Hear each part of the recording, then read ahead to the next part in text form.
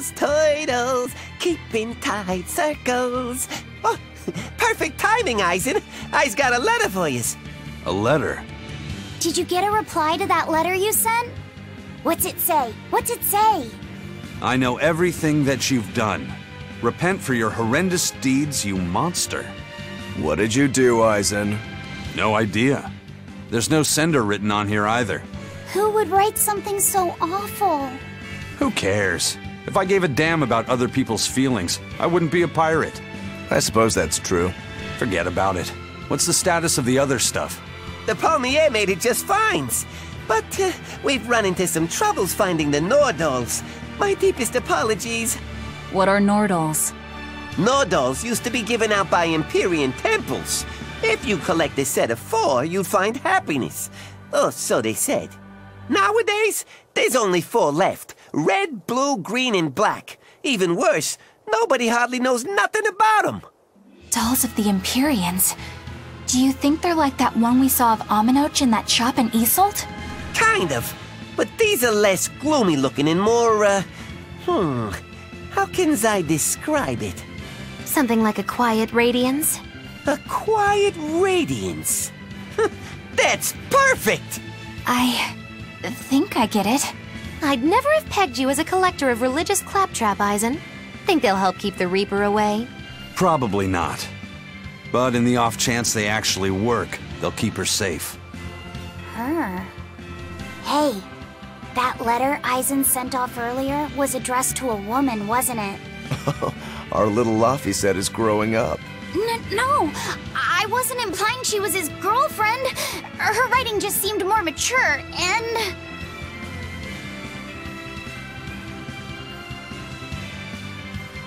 It's nothing like that. She's my younger sister. I didn't know you had a sister.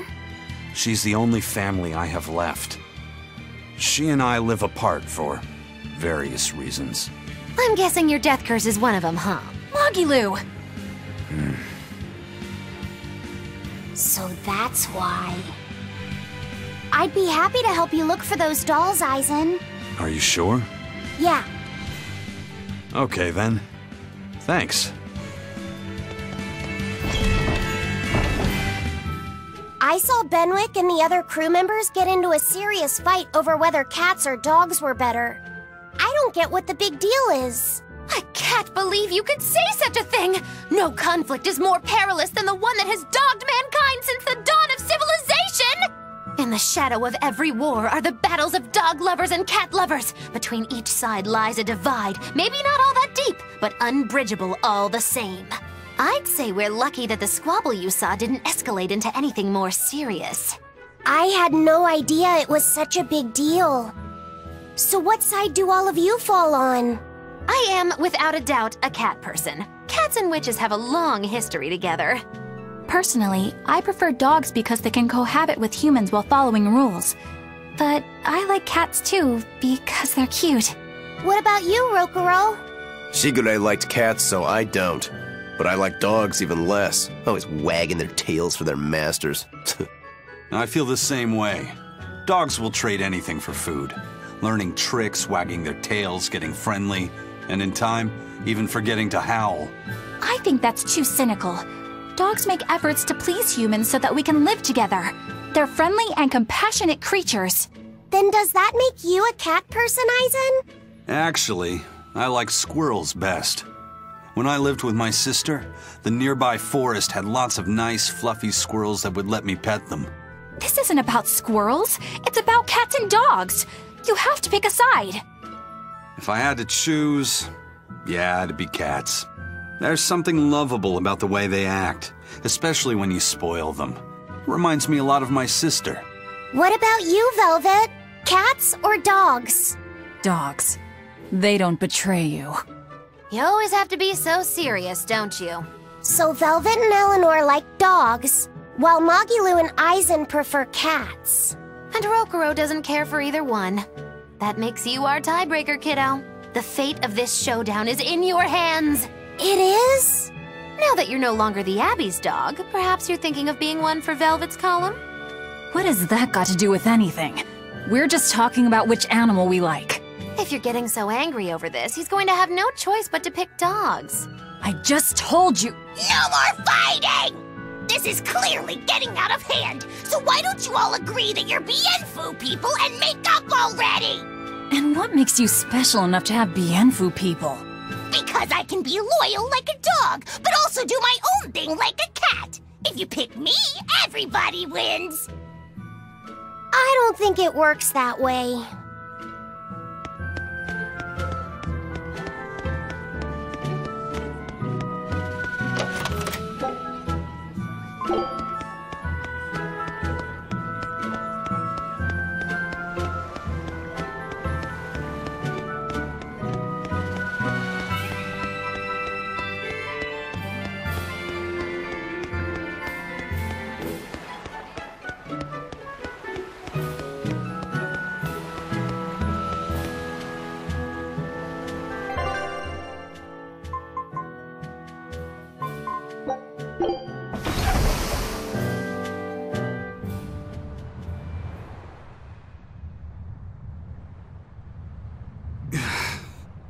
I guess a dragon was a bit much to take on, even for the Reaper.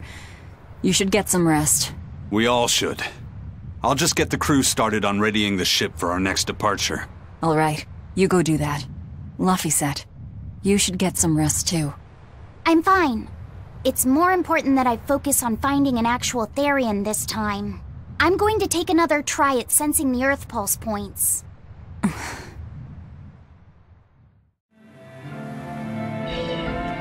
It's all thanks to you that construction of our hideout is proceeding so smoothly. About that retractable ventilation shutter. Please, let me make a new one. What? Why? We already installed it, and it works just fine. It's the hinges. When they move, it makes this unbearable squeak. I can hear it every time the wind blows. Oh, come on, that's nothing. Besides, anything we install is going to rust up once the sea breeze gets to it. More importantly, I'd love it if you made us a nice big pot and a frying pan too. Not happening. I can't focus with that incessant squeaking. I can't work under these conditions. Fine. You can make a new shutter. But make us a pot and pan while you're at it. Can I also fix that autonomous hunter-killer anti-personnel spinning blade engine I made the other day? That too? But you said you were satisfied with how it turned out. I was at first, but when I thought about it, I realized I forgot to install an off switch. So, can I fix it? God, yes! Fix it before it kills us all! Great. Okay. Shutter first, then... Spinning death machine first!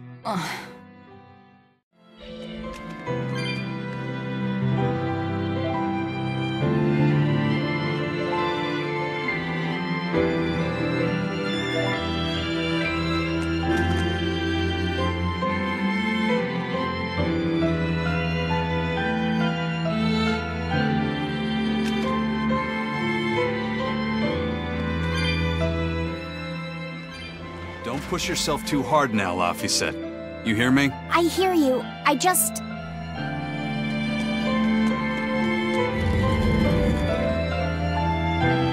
I told everyone I could find the Therions, but... I've only sent us to the wrong places. Aizen, is there any way to boost a Malak's powers? I guess it's okay for me to tell you this. The majority of Malakim today have their consciousnesses sealed away to be used as mere tools for the exorcists. But originally, Malakim were beings who received prayers from people, and in return bestowed their blessings upon nature and mankind. So you're saying that when humans pray to a Malak, the Malak receives great strength? Yes, in general at least.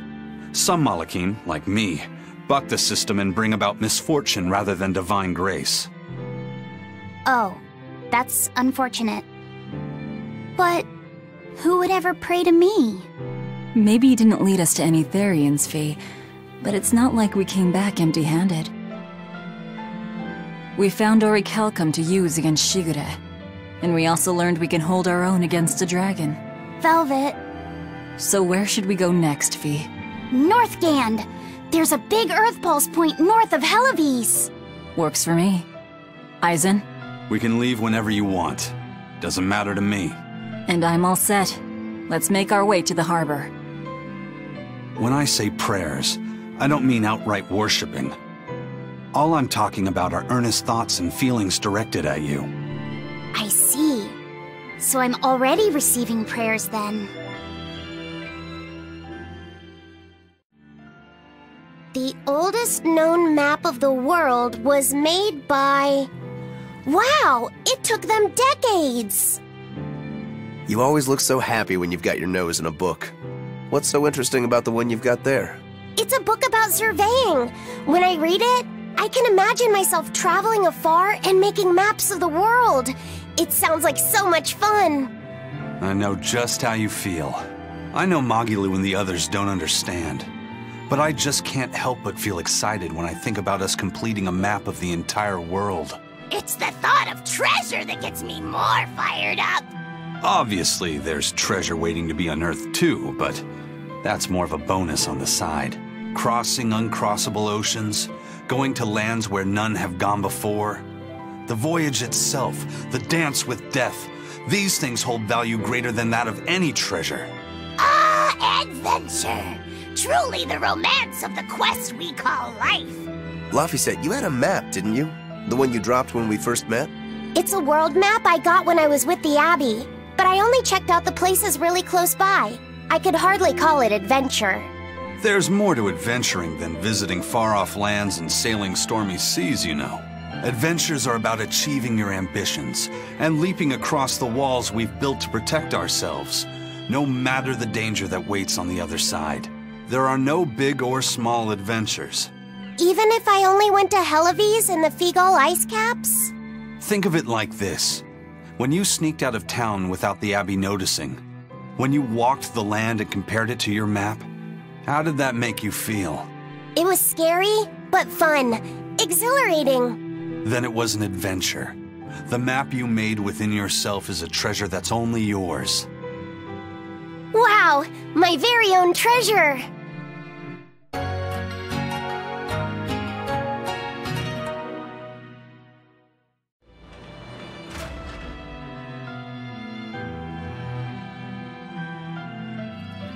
Our next target is north of Helives, near the Faldes ruins. In light of everything we know, I'd say it's highly likely we'll find a Therion there. Let's hope! Then we should make our first stop, Port Helives. With the, mischief we got into last time, getting into the city might prove difficult. Benwick, how are things in Helives right now? That shipping guild that used to handle our mooring is pretty much toast. But for some reason, the Abbey isn't watching the port as much as they once were. Unfamiliar ships have been hauling in relief supplies, so if we pose as one of the transport ships, I think we can slip in. And if we divert some supplies to an unofficial channel, we might be able to secure a new mooring partner. Smuggling in relief supplies for our own disaster. Cheeky bastards, aren't we? It's what'll get us in. That much is true. It's a plan. Roger. I'll get right on it. Hey, Eleanor. Abbey exorcists don't pray to their tethered Malachim, do they? You mean something besides our oaths? An oath is a magical formula that grants you power in exchange for binding you to a rule, right? Yes, though that is simplifying it a bit. When Malachim receive human prayers, they bestow their blessings upon people and nature. Eisen told me that we Malachim grow stronger when humans pray to us. Prayers and blessings? I've never heard of that. I used to think the same way as the other exorcists. Malachim are merely tools that allow us the use of arts. Yeah, that's what I figured. But Innominat is different. The exorcists all worship him. They have faith in his mighty power. And not only that, the people of this nation pray to the Empyrean for salvation, just as Artorius instructs them. Ah, I get it now. See the wheels turning, do you, kiddo? Huh? Artorius founded the Abbey within the existing Church of the Empyreans, so that he could direct the people's thoughts towards Innominat, so that even while they lionize Artorius as their savior, they are made aware of Innominat's presence behind him. Everyone starts believing in Innominat. The prayers of the entire world go to him, becoming his power. after the centuries-long decline of Empyrean worship, he becomes stronger than anyone today could imagine. The pieces do fit. Oaths, prayers, blessings, the demon blight. So much in this world is affected by matters of the heart. They hold magical power, both effective and meddlesome. We are truly going up against the rest of the entire world, aren't we? Don't look so troubled, Eleanor. I'm gonna do my best to get stronger, so believe in me. I am a Moloch, after all. Oh, Laphicet, you've become so brave so quickly. Have I? But you're still cute when you get embarrassed. Hey, why's your face so red? Huh? My face isn't red. Huh?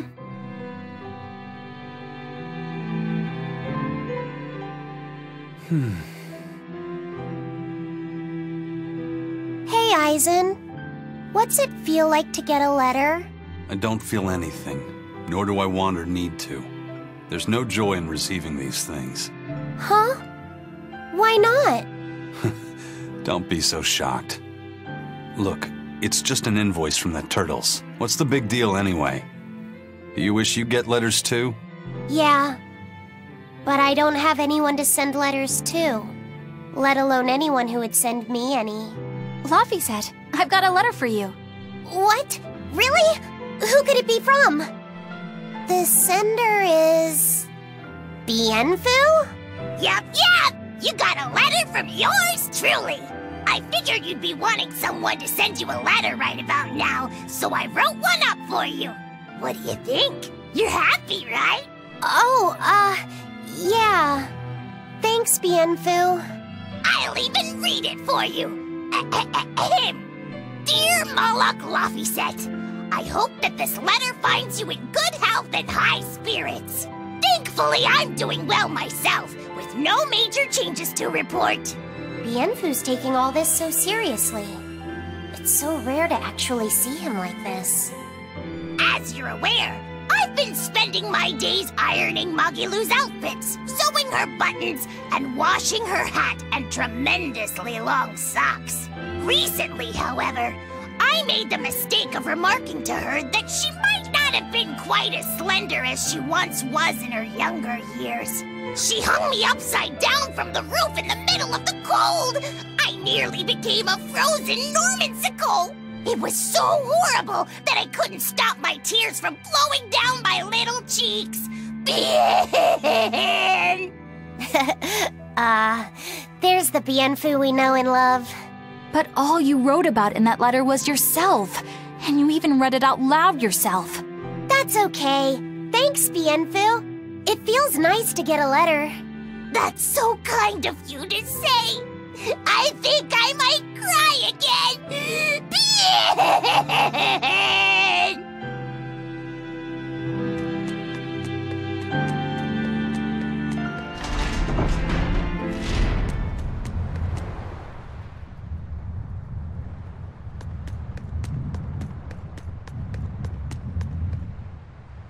The supplies are loaded. We can make for Helavies whenever you want. That was fast. If we weren't hard workers, we wouldn't be sailors. Eleanor! Oh, what's wrong, Kamoana? She said she had a dream about her mom. When Mommy saw me, she said I looked scary. That she didn't want a scary little girl like me. Your mother would never say that, sweetheart. But how can you be sure? Well, how do I put it? I know because I know. You're just lying to make me feel better.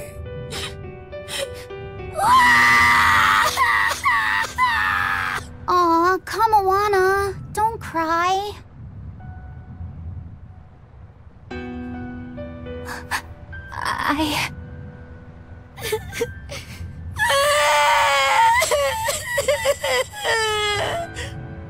Oh, this is the part I hate about little kids. I'm not a little kid. I hate you, Velvet! I hate you! That's right. Let it all out. Stop it! Stop it! Mommy! I saw my mommy! She didn't want me!